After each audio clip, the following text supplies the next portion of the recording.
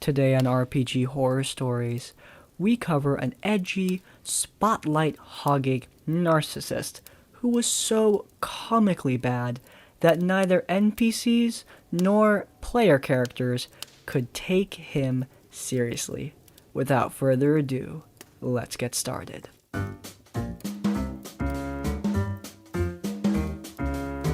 So this is a bit of a long story.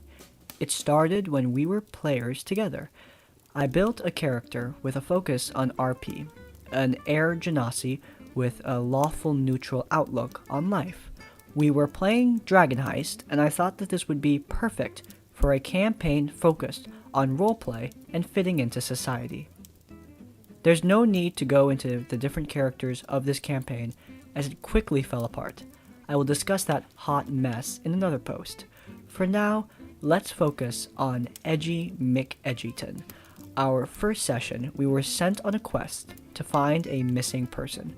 One thing led to another, and we found ourselves outside of a warehouse. The windows were all covered. There was no way to see inside. My character knocked on the door. Apparently, this was an affront to the sensibilities of a character, the edgy character, who lived his life on rooftops in tents in the dead of winter. After learning this, my character offered to let Edgy stay at her place, which was a nice, warm boarding house on the south side of Waterdeep. No need, he said. That night, there was a snowstorm. Edgy refused to budge from his rooftop tent. The next session, Edgy told me bluntly that I should create a new character to play. My decision to knock on the door was bad. My spell selection was subpar, since I had counted on the sleep spell being effective without realizing the DM had decided to give the baddies max HP.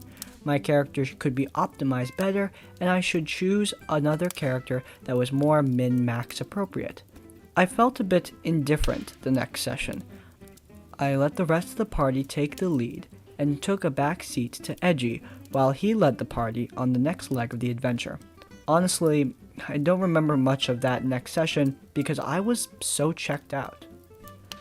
Outside of game, Edgy would send me and DM questions, hypothetical situations of how we would handle certain situations.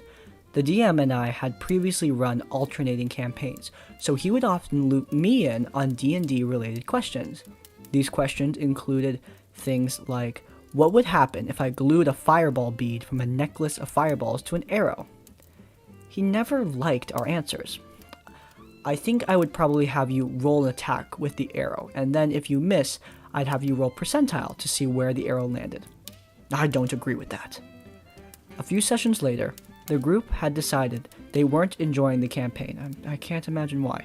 Again, a story for another time. This is the story of Edgy. The group had decided they wanted me to take over. I had been DM before for 2 of the players, and aside from Edgy, the dynamic was great. I decided I'd let them indulge themselves and let them play evil characters. I would run a sandbox that was a mix of all the different modules I'd run before. They started in jail. I asked them each to describe why they were in jail. Edgy was a ranger whose favorite enemy was humanoids. He was a bounty hunter. He was caught being suspicious outside of a house. The chaos began. The town was under assault by giants, straight out of Storm King's thunder.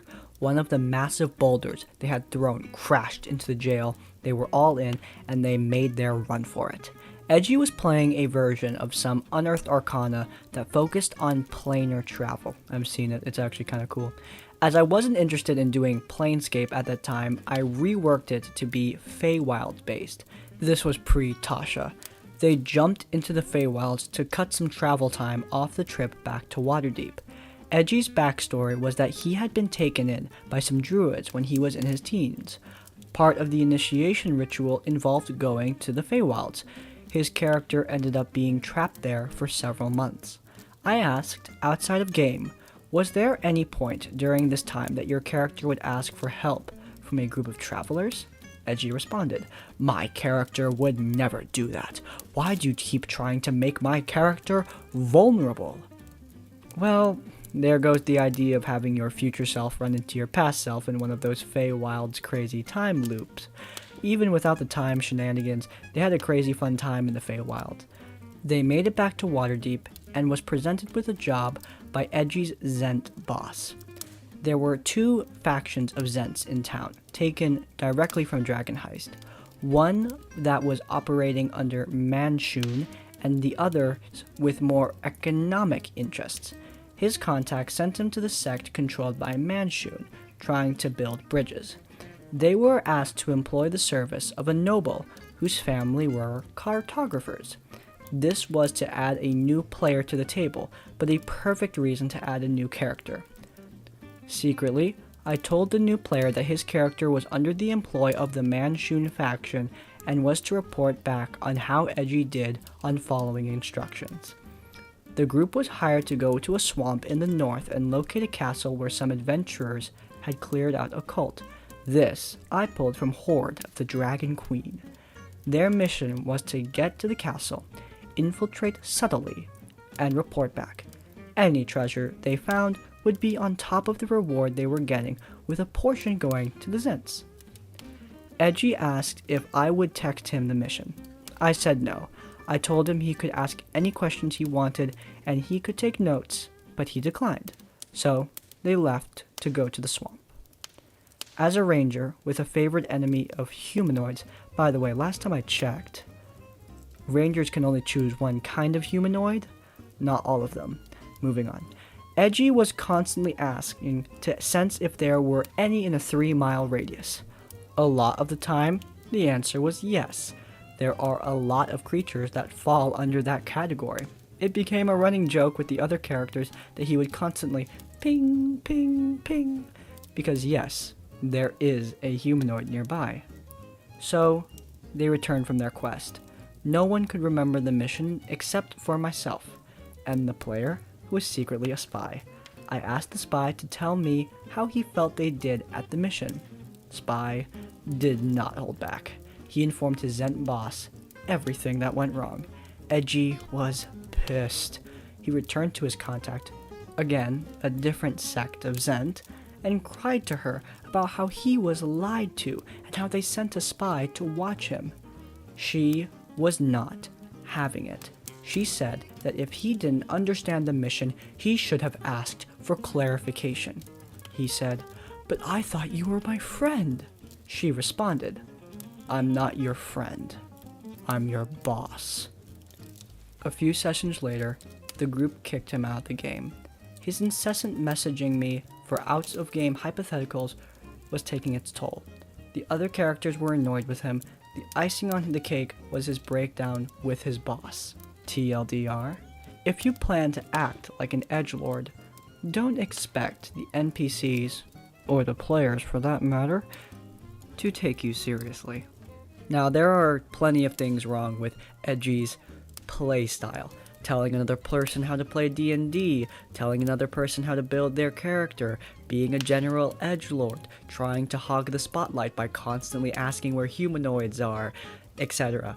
There are plenty of things wrong there, and really, it doesn't seem like Edgy is willing to take criticism, meaning that there's not really much the DM can do about it. Well, there is, and they did it. They asked their players to take a vote on whether or not they wanted to kick Edgy out, and they did. They ended up kicking him out because they voted to, which is pretty much the only thing you can do in that situation. However, if you have a person who's power gaming, trying to tell other people at the table what to do, who is trying to be a spotlight hog, who has a character who's a little bit too edgy, the answer isn't just to kick them out. The answer, the first thing you should do, the first answer you should take, is to talk to them. Always discuss with your player. Talk to them, present these criticisms to them, and if they're willing to take those criticisms, then the game will be better for it. If they're unwilling to take those criticisms, then that is the sign of a toxic player, and a player who just shouldn't be at your table. So, yes, the OP handled this really well, but in your games, keep in mind that this isn't always going to be the case. Not everyone is going to be a toxic, spotlight-hogging narcissist. A lot of players are just excited to get into the game, which can lead to trampling over other people. Talk to them first, then decide what you're going to do. Usually, people are willing to take criticism.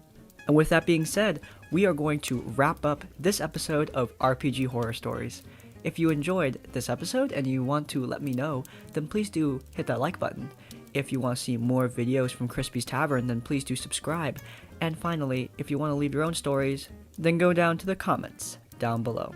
In essence, like, comment, subscribe, and I will see you all next time. Farewell.